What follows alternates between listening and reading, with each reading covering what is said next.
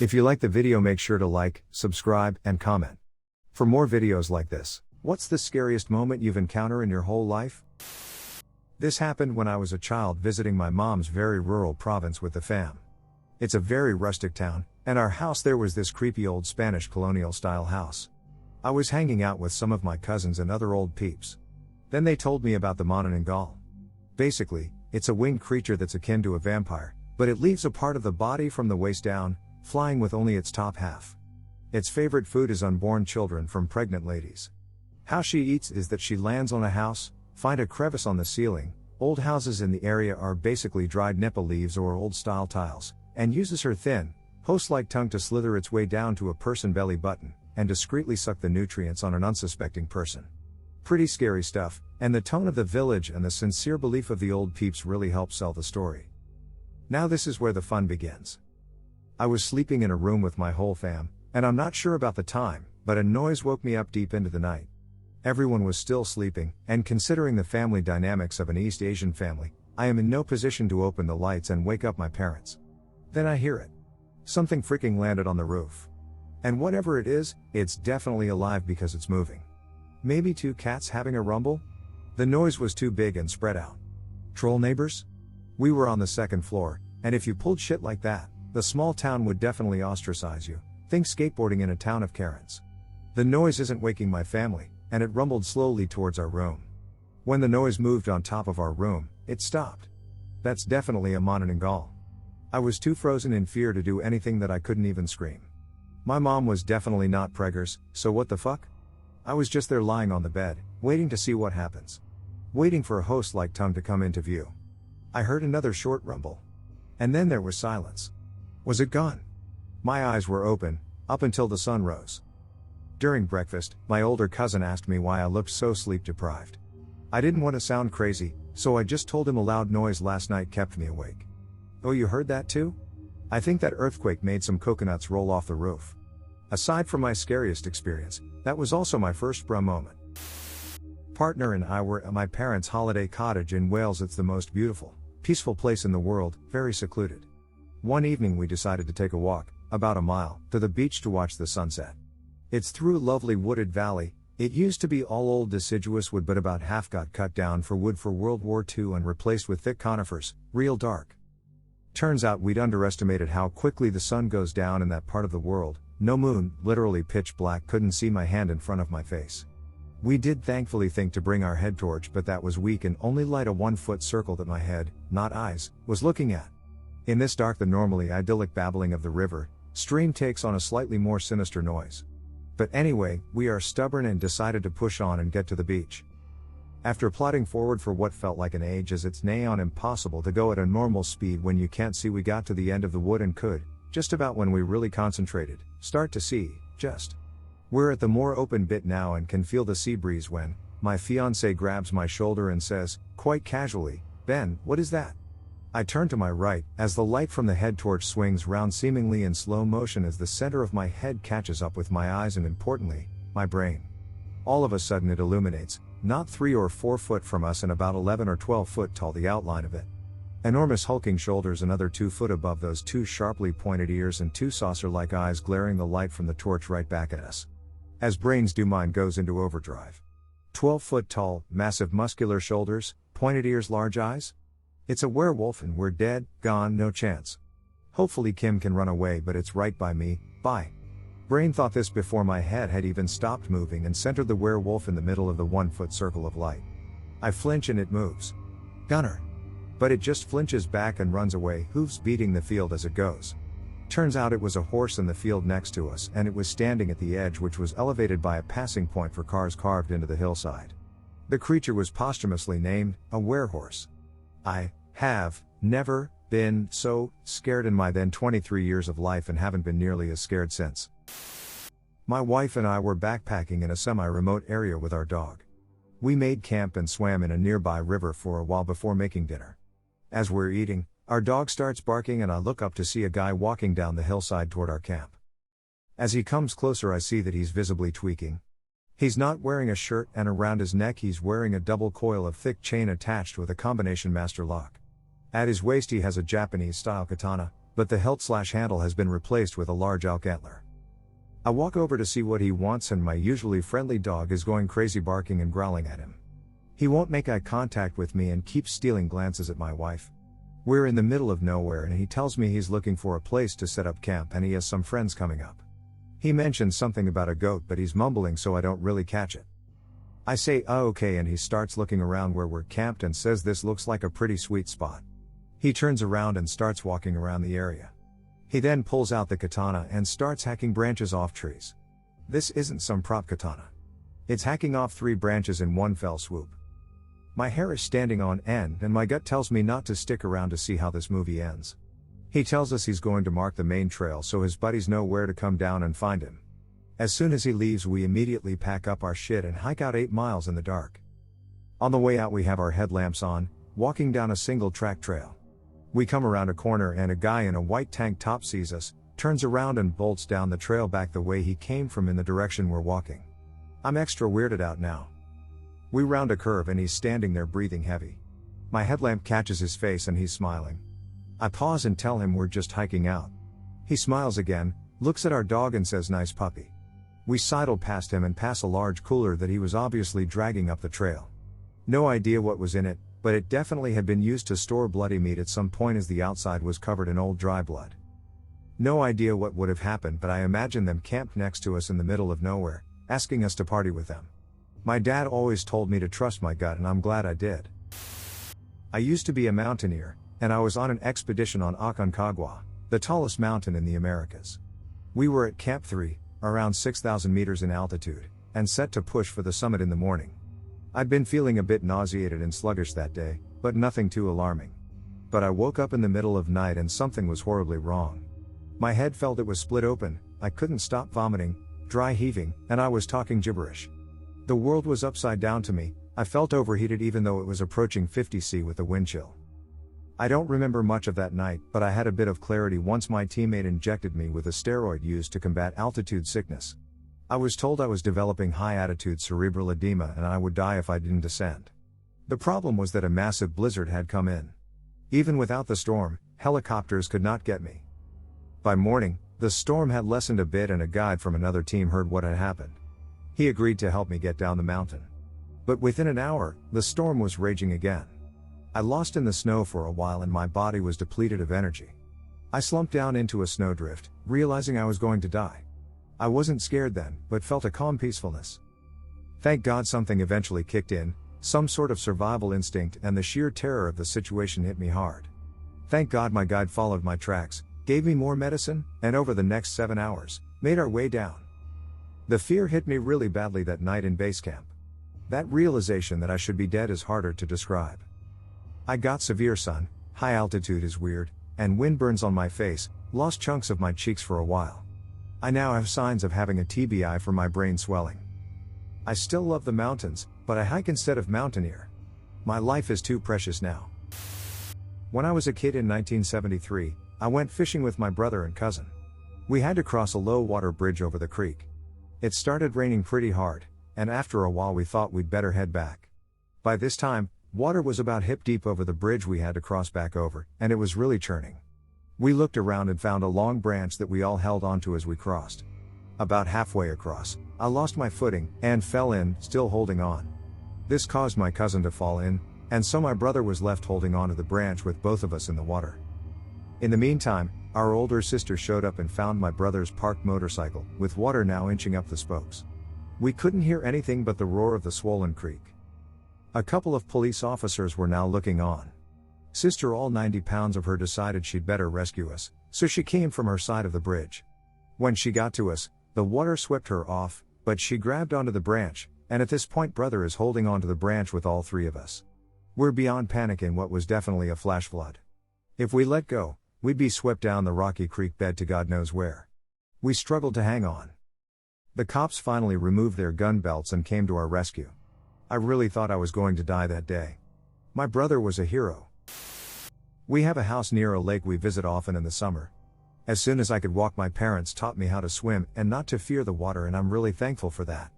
So, this incident happened when we were visiting that lake in the summer. There is a dock in the water roughly 2,5 to 3 meters deep. My family always goes up to the dock and my parents usually sunbathe while me and my sister jump off the dock or play in the water. This time my sister got bored, so I was the only one to jump off the deck.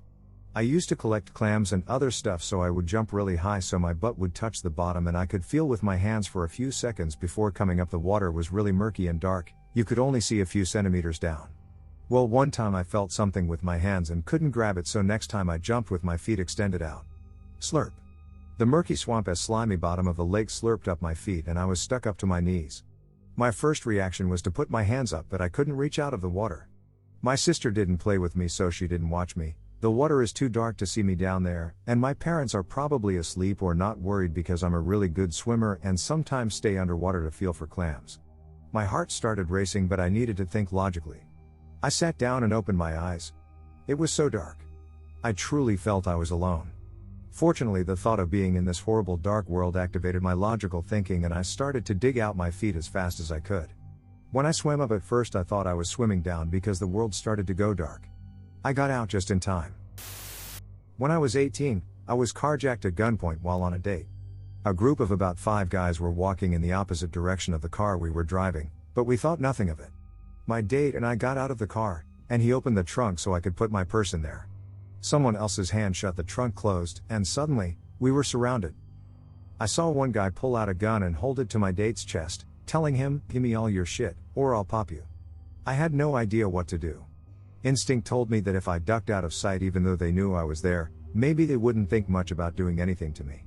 So, I crouched down on the other side of the car, and one of the guys demanded my phone. I kept wondering I was going to wind up dead. About 10 seconds later, I heard the driver's side door shut and the car start. I slowly stood up and walked away as if nothing happened. I didn't turn around to look at them because I was too scared and didn't know if they'd shoot me if I did. They sped off, and when I knew they couldn't see me, I ran up the hill to a hotel and asked them to use their phone to call the police. I had no idea where my date was because we got separated. The police reunited him with me at the hotel, where he told me that the guy who pulled the gun told him to walk the other direction and threatened to kill him if he turned around and looked at him. The whole experience was terrifying and surreal. I felt like I was in the middle of an episode of Unsolved Mysteries or something. I'm just glad we made it out of it safely. In the early 90s, I met this guy in a bar. We went out to dinner once and had a nice time. I invited him to my house the next week for pizza and a movie. As soon as he got there, he read me a poem he had written for me and told me he loved me. I was, needless to say, taken aback and kind of brushed it off. Changed the subject to pizza preferences and ordered the pizza. We watched the movie, and then after rebuffing his advances, I sent him on his way home. He called to go out again, but I told him I was busy that night. He called me at work, asking if he could wash my car for me. I refused. He kept calling and I told him I wasn't interested, but he kept calling. He was really starting to creep me out. I had been living alone, but a girlfriend was moving in with me in a week. She had been moving stuff over for a couple of weeks and was there one night when the phone rang. I asked her to answer it and told her if it was Daryl to tell him I wasn't home. She answered on speakerphone and it was him. She told him I wasn't home and he replied, "Well, where is she?" "Her car's in the driveway." My friend said she didn't know as she had just gotten there. They hung up and we went upstairs to put some stuff in her room.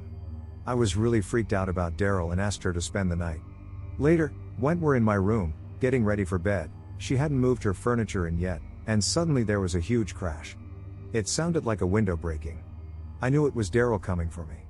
She slammed my bedroom door shut and moved the dresser in front of it while I called 911.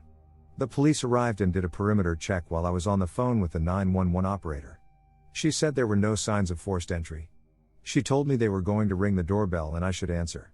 My friend told them the whole story, giving them Daryl's name. They said they'd circle through the neighborhood throughout the night. We just couldn't understand what the loud crash was, until the next morning. She had overloaded her closet with clothing and stuff on the shelves and the whole thing had collapsed, throwing everything out onto the bedroom floor. So, I am a 10 to 11 years old kid. I am healthy and have not been exposed to death in any meaningful way. I am happily sleeping in the lounge. I wake up but am unable to move. I try my best to move my hand but I can't. Then, I see an old witch. I am thinking it's not a hallucination because first of all, I don't know yet what a hallucination is, and second of all, I can hear my mom moving around in the kitchen and life moving on as per normal. Except my body is not moving and I feel like a ton of weight is on my chest. And then it hits me. This which is death. My soul is being reaped right now. In fact, it's already partially out. I can no longer control my body and will soon pass away. Something primal awoke inside me and I raged. It was not my time. I am not going to die like this. I screamed in my head and somehow was able to move again.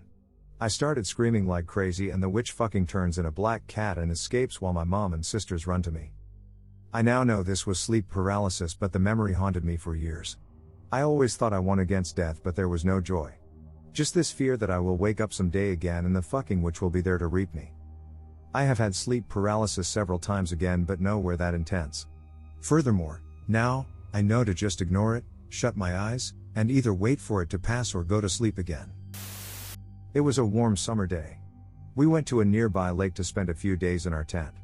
My little daughter, a sweet little girl with blonde hair and beautiful green eyes, was happy to spend a few days with swimming and bicycle rides. I took her by the hand and went for a little walk to explore the camping site. Somebody had set out a place for himself and made up a fence out of branches of the surrounding bushes.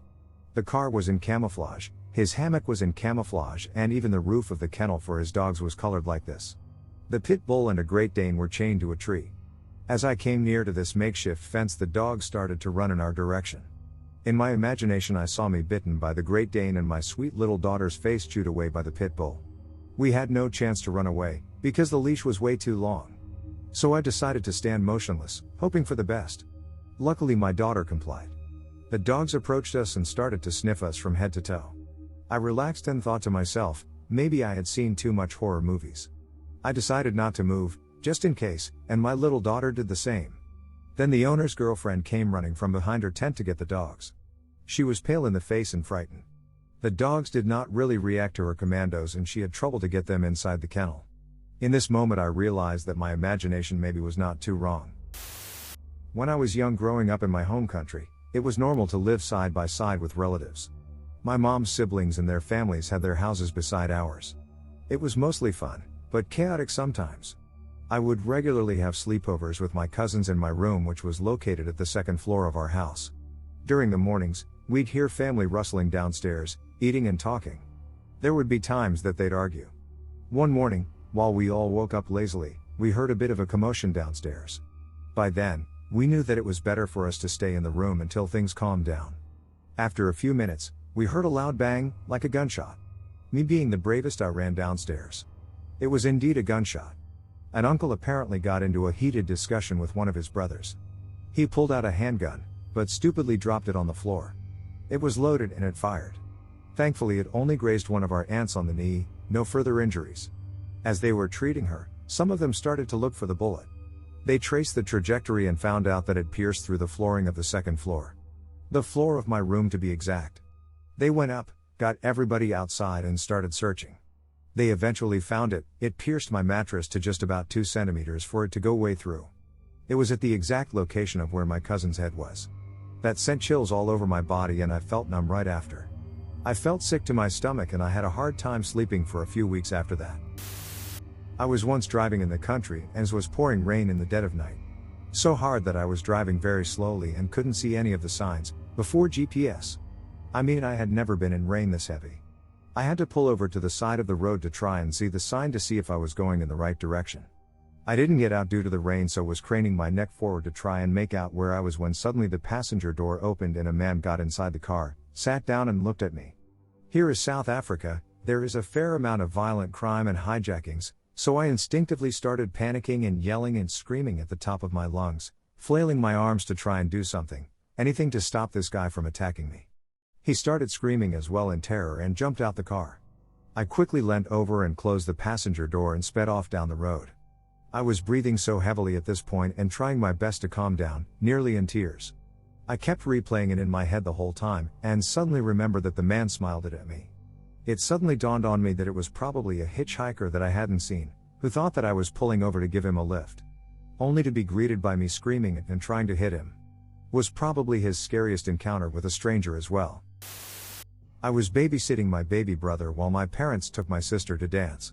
It was his nap time and I had finally got him to sleep. As soon as I got downstairs I hear him crying. Midway up the stairs he starts laughing and I hear someone shush him. I shout and sprint up the rest of the stairs. As I enter my parents' room, which is right at the top, I see someone jump out the open window. I called the police and my parents. And this happened the moment I got downstairs from getting him to sleep, meaning they were in my parents' room the entire time I was getting him to sleep, waiting for me to leave. How the hell they got in there I couldn't tell you. But holy shit, that was terrifying. And to make things worse, other houses on our street with small children were reporting things like this. I was on a night out in my own town. I was with my boyfriend and his friend, and we were drinking heavily and going to local nightclubs. My boyfriend's friend got too drunk, so we decided to go home. For some reason I ended up with a friend on a random bench in a dark area while my boyfriend went to get food and water for his friend who was basically passed out. My boyfriend has been gone about a minute before a white station wagon pulled up on the curb and 5 well-dressed guys jumped out and told me that they had been watching me all night and were going to take me. The friend was passed out and didn't know this was happening. The 5 guys surrounded me and tried to pick me up by my arms and legs to put me in the car. I started thrashing for my life and managed to get loose and ran down the road towards a busy area screaming for help. As I looked back, the men gave up chase and jumped in their car. A security guard grabbed me and asked what was wrong, but only managed to see the car drive off down the street. We didn't get a number plate.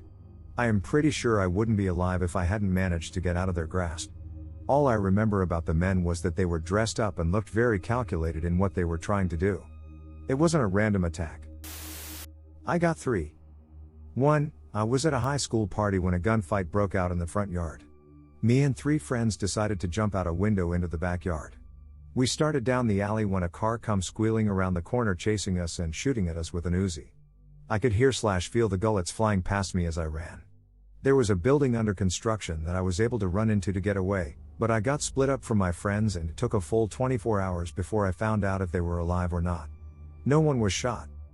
2. At 12 I went to a friend's house and we decided to swim in her above ground pool. Something we knew not to do when the parents weren't home. I dove in and hit my head on the bottom so hard that I lost the ability to move and breathe. I truly believe that a guardian angel pulled me to the side of the pool. It took what felt like forever for me to be able to breathe at all. Air finally coming in tiny bursts. My friends had no idea I was paralyzed and unable to breathe. Luckily I didn't suffer any lasting damage. A doctor later told me I probably came within millimeters of being a quadriplegic. 3. I was riding my bike down a bike path in the woods along a river. It was pretty remote, but not untraveled. I passed 2 guys going the opposite direction. They were on BMXs. They said something sinister, turned around and started chasing me. One of them had a long stick, which I assumed could be used to stop my bike. I was riding a mountain bike, so when I floored it they couldn't keep up, thank God. My heart was racing and I was terrified I was going to be raped/beaten/robbed, who knows. I rode faster than I've ever ridden. I don't go alone without weapons anymore. I got a really good story for you, one of those how would I react if this ever happened to me. One evening I was with 2 of my friends just hanging around when we decided we would get a bite to eat at a local McDonald's. The weather was decent and we decided to sit outside while we munched on fries and ice cream. One of my friends who was sitting next to me went inside of the McDonald's to order some more food. When he got back out he said something about a guy staring at him with this weird look in his eyes. Well, this 30-ish old guy with tattoos on his neck comes out towards us and while standing in the doorway of the McDonald's asks my friend if he wanted something. All 3 of us obviously played it off and just said no, we want no trouble. Right as the guy goes back into the McDonald's, my dumbass friend who was sitting next to me shouts back to the guy if he wanted any trouble. The guy instantly turned around and took out a gun and pointed it at my friend and said that he would kill him right on the spot and take his chain and luxury watch. All 3 of us were in shock and my life flashed before my eyes. Considering the McDonald's was packed and there were literally multiple families sitting outside with their kids having dinner. Somehow I managed to calm the guy down and told him my friend was an asshole and that we want no trouble and to hide his gun and get out of here before someone calls the cops. The guy gestures his girlfriend inside the McDonald's to get out through the other exit and he ran off to his car and sped away. Turns out when my friend went back inside to order more food he was staring at this guy's girl in front of the guy and was acting tough. We could have died that day. I was around 8 years old, maybe younger, and it was after school. Here's something, and it's that I went to a private school in Panama and the school buses drop you and pick you up in front of your house, not a bus stop. I went to my assigned bus and there were older classmates talking about Evil Elf and how they kidnapped kids alone and the only way you can be rescued is if you got baptized and had a godmother. The thing was, I was not baptized, so I didn't have a godmother, and me being a little kid was just sitting down in the bus scared. Afterwards I got dropped at my aunt's apartment. The bus leaves me in front of the gates, which I have the key for. She leaves in the weird apartment complex, and her apartment was at the end of it. I was completely alone, and I went there and opened her apartment complex door. Here's another thing that isn't her apartment, just the complex, and I didn't have her apparent key. I knocked the door and no answer. I keep doing it until I realized she was not home. My dad don't get out of work until 7 or 8, and my mom's work was 1 hour away, and she was also far from her job closure. So I waited outside the apartment complex inside the gates for my little cousin until I realized he went to his grandma's house. I didn't have a phone or knew any phone numbers to call. I was just a little kid locked outside crying in fear from the scary stories. Thankfully, a couple came outside and asked me if I was okay. For some reason I told them yes and that I was just waiting for someone. They left. I was there again crying alone. Then this very suspicious looking woman came and asked me the same. For some reason I did trust her and told her what happened. She asked me for a phone number, and I remembered that one of my notebooks had my dad's phone number. I called him and told him what happened. He called my aunt and told her to go to me, and the suspicious woman invited me to her apartment. I was too scared to wait outside, so I agreed and went with her up the elevator. When we got to the apartment, she sat me down on the couch and gave me water. Now a lot of people think she was going to do something to me at this point, but she just took care of me while I was there. She had a daughter and a dog in the house. I was just sitting there waiting while watching the TV with her daughter until my aunt picked me up from her apartment. After we got to my aunt's apartment, she told me she forgot that I was coming and stayed at her university to do some extra credit. Then she asked me the most out of context thing ever. So how does the neighbor's house look like? It's so funny and extra that I just couldn't get mad at her. She was 20-something and was the youngest on my mom's family of 10+ siblings. After that, she got scolded by every single of my aunts. I kinda feel bad for her because no one trusts her that much now. When I was a young teenager, I was on the way home from my friend's house. It was a very rural area, and he was basically my only neighbor for miles. It was fall, so it got dark early anyway, but I think it was still late, probably close to midnight. I get to the bottom of a hill walking along the road where the street he lived on connected to my street in a T intersection, about halfway into a 20-minute walk home. As I approach the intersection, I hear rustling in the woods right next to me, like loud rustling. You'd be shocked how loud squirrels can be at night, but this was way louder. I was just starting to reach for my pepper spray in my pocket, which I always took when walking at night, and a fucking massive coyote jumps out of the brush into the road in front of me, turns to look at me, and growls. I've never felt time stand still like that before or since. It was the weirdest sense of calm despite my adrenaline pumping like crazy. I slowly aimed my pepper spray at it, weighing my options, and calmly said, "Hey there, can I pass?" It growled again and then slowly, without breaking line of sight, sidestepped away down the road the opposite direction that I needed to go. Let me say, the last 10 minutes of my walk home felt like an eternity. Every twig snap felt like this huge ass coyote was going to come back for me. I forced myself to walk because I know animals can get hyped into a chase if you run, and it was fucking agonizing. Needless to say, I got home without incident. The funny thing is, I probably scared him as much as he did me. I didn't stay out after dark for a few months after that. Before I was born, it was discovered that my father was cheating on my mother. They got into a huge argument about it. He started beating her with a 2x4 where I was.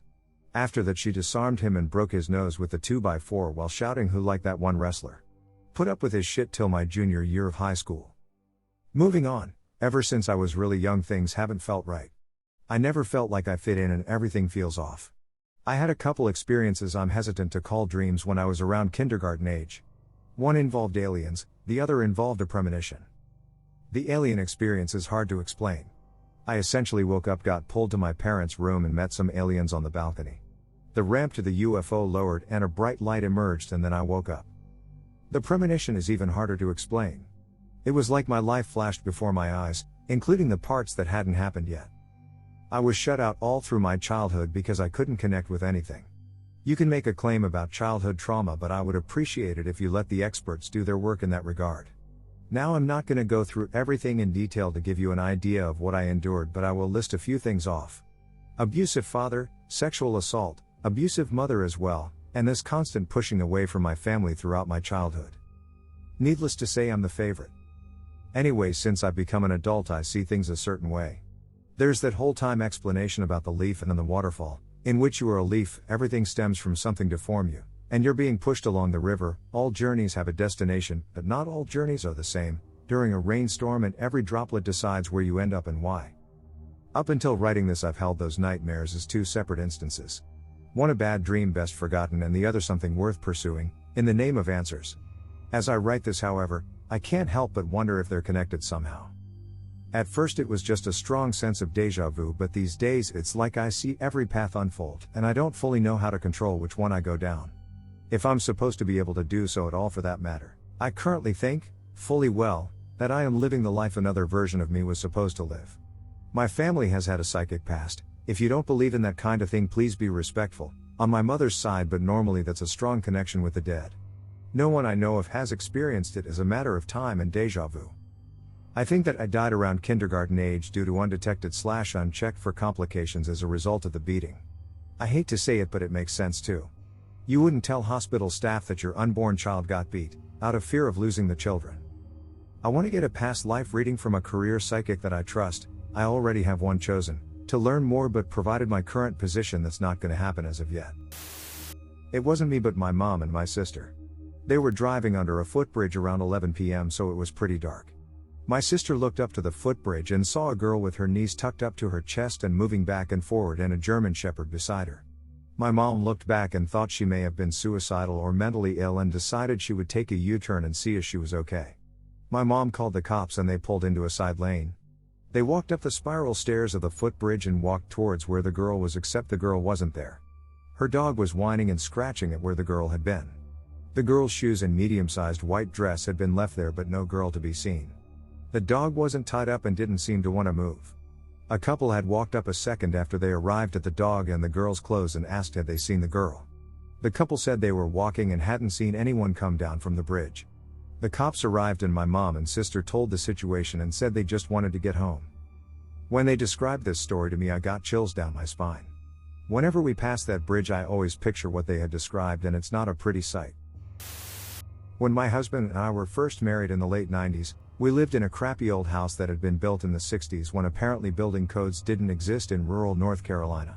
One day, the neighbor's kids found a thick piece of heavy gauge wire running down the side of the house into the ground and pulled it up, asking what it was.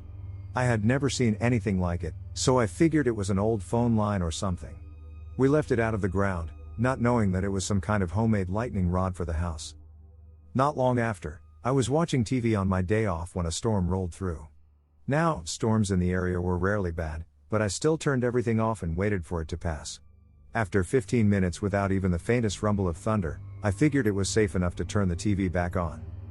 I was watching an episode of Sabrina the Teenage Witch, when everything went white. No warning, just the entire world went bright white. Just as the flash started to fade, a boom rattled the entire house. You've heard thunder loud enough to rattle windows? This thunder rattled the floors. It was so loud that I swear to you, my brain shut off. My neighbors would later confirm that lightning had hit in a field about 15 yards from our house. As I sat there completely dazed, everything went white again. I don't remember oh boom that time, but I was pretty shaken up by that point. As that flash faded, I heard a crackling pop and saw the TV throw sparks that looked like static electricity. It was an old box-style TV. I watched as the screen went bright and then there was a sound like glass shattering. I stared at the now fried TV, still shooting off those sparks, and realized that I was hearing a rapid clicking sound. I leaned forward on the couch enough to see the power strip that the TV and VCR were plugged into. The little breaker switch on the side was popping in and out and clicking as it did so. I hear more clicking from the back of the house that I assume is the breaker box. The microwave beeps from the kitchen, frantically, and then a sound like a light bulb blowing silences it. Lightning is still flashing and thunder still booming hard enough to shake the windows and floors. I realize that I'm probably in danger and need to get somewhere. The way the living room was set up, the only way out without coming within inches of the still sparking TV was to climb over the back of the couch. Which I did, crouching behind it before realizing that I needed to get to the bathroom, the only room without a window. I crawled across the floor down the hallway and stood up when I reached the bathroom door, and then, a feeling came over me that I cannot adequately describe. All of the hair on my body stood up, my skin felt like it was tingling, and I had an overwhelming feeling of both I'm not alone and I'm in immediate danger. I turned around, expecting literally anything at this point. An axe murderer, an alien, a demon. But there is only the washer and dryer. The washer lid is open and as I watch, a dim blue glow starts to come from the drum. It gets brighter and the feeling I'm having intensifies until I feel like my body is going to explode. Finally, a ball of light rises out of the washer. It looked like those static globes, the kind where when you touch them a line of electricity would shoot towards your hand. Yeah, it looked like it was made of that stuff. It was the size of the washer opening, about 2 feet in diameter. It rose to about a foot above the washer and just hung there. Then it shot straight forward and out a window, leaving no trace that it had been there. I screamed and dove into the bathroom. That's where my husband found me a couple hours later, still crying. I tried to tell him about the ball of light, but he didn't believe me. He looked at me like I was having a breakdown, so I never spoke of it again. It was only a couple of years ago that I saw something about ball lightning on the internet and realized that must have been what I experienced that day. My fiancé and I had just moved into our new apartment. Our first night there we did some laundry since most of our clothes were still packed away. Well, unbeknownst to us, our in-unit washer is a tad bit aggressive on the spin cycle, so sometime around 2 a.m. it just started violently shaking and made the loudest banging noise ever. Now let me preface, I'm a vet and a heavy sleeper, so I naturally slept through it and was going to sleep through it until my fiancé shook me awake screaming, "Honey, help, something's going on." I shot out of my bed, honestly still coming out of REM sleep, and immediately had a PTSD-induced flashback to getting mortared and just started screaming and crying. My screaming snapped my fiancé out of her panic. She realized it was just the washing machine and turned it off. After calming me down and making sure we both okay, we decided laundry is a daytime chore. Also, turns out we're not the only people to have this happen to us. Both our neighbors down the hall and above us knew exactly what was happening when they heard the screaming, and were nice enough to check on us in the morning. When I was 19, I was doing interrail backpacking in Europe. Had bad luck with some trains that would not arrive at the right time, stranded in Marseille, France at a Saturday night at 1 a.m. I'm a woman BTW. I cannot really express or explain what was going on there and am not some province kid, but this inner city scared the fuck out of me. As soon as I stepped out the platform, I knew you need to find a hotel now, you need a closed room. I hung out near some military dudes with machine guns at the entrance, but they're not like police, they're just there for the building. So I was using my last bit of data to book a room in the nearest hotel, didn't give a shit how expansive it would be. It was only around 1 kilometer away, so I braved myself and went out. I was slow with my huge backpack and I felt like a mouse trying to cross a field watched by eagles. I was groped, touched, yelled at, laughed at. There were so many big groups of men. Like so many every few meters, and it was not like your average young dude in the city or your average drunk old guy at the main station. They had fistfight with each other, they did drugs on the floor and pissed right next to it. I was asked, "Where are you going to sleep, girl?" "Where?" "I take you to a place to sleep well," and varieties of this sentence probably 10 times. And I was slow, I was so slow, and I was so small it was exhausting. I never sweat this much in my life. Then only 100 meters left, some hands grabbed me from the side, literally lift me up, laughing and carrying me into the alley. I knew this was the moment, rape, death or trafficking. I lost my shit, starting screaming, punching, kicking, fight instinct kicked in. Scratched some arms, guy is still laughing, 3 other guys watch and laugh. Maybe they were too tired, maybe it was just a joke for them, but the first one let go and I just run, stumbled into the hotel lobby, scared as fuck, trembling. Some super tired man gave me the keys, I locked myself in the room and didn't sleep a bit, always checking the lock and talking with a friend on the phone. I was staffing at a BSA summer camp in Texas during the recent summer and was walking back from the bathhouse to staff camp at night along a heavily wooded trail. As I was walking, I hear something rustling in the brush and dry leaves to my left. I stop and it stopped, which got me on edge, as usually if it was a lizard it would continue scurrying off. Mind you, I have been a Boy Scout all the way back to 1st grade and have been staffing at this camp for 3 weeks now or so and have never been spooked in the woods. The only wildlife out there is usually just deer, rabbits, squirrels, raccoons, lizards, coyotes, snakes, maybe hogs, and apparently the rare cougar that the rangers said to see up near their cabins. So I'm on edge and begin walking again, and I continue hearing the rustling once again. So I stop again, hair now standing up. So I do the only thing I could think of, I turn my phone light on along with my flashlight, aim then in the general direction and stomp my feet. After this I start walking and then break into fear-fueled run back to my staff cabin. I walked that trail the rest of summer with absolutely no problem, even with lights off, using natural night vision with moonlight. It might have been a cougar, but the area to my left seemed a little too small for them. I was 7, and my mom wanted me to make more friends in the neighborhood, so she'd sent me off to play at a house I'd normally avoided. 2 of my best friends lived just past this place, one of my sister's friends lived across the street from it, but there was a bad vibe from the family that lived there, which is surprisingly hard to explain now. Part of it was that they had an English sheepdog that was scary and aggressive, but that wasn't all of it. Anyway, I'm there playing with their son and at least one more boy about my age, and the dog was supposed to be inside while we were outside and vice versa. We're outside and playing some sort of hide and seek / gun game, pretend guns, toy guns, I don't even remember how any of that worked, just the hide and seek bit.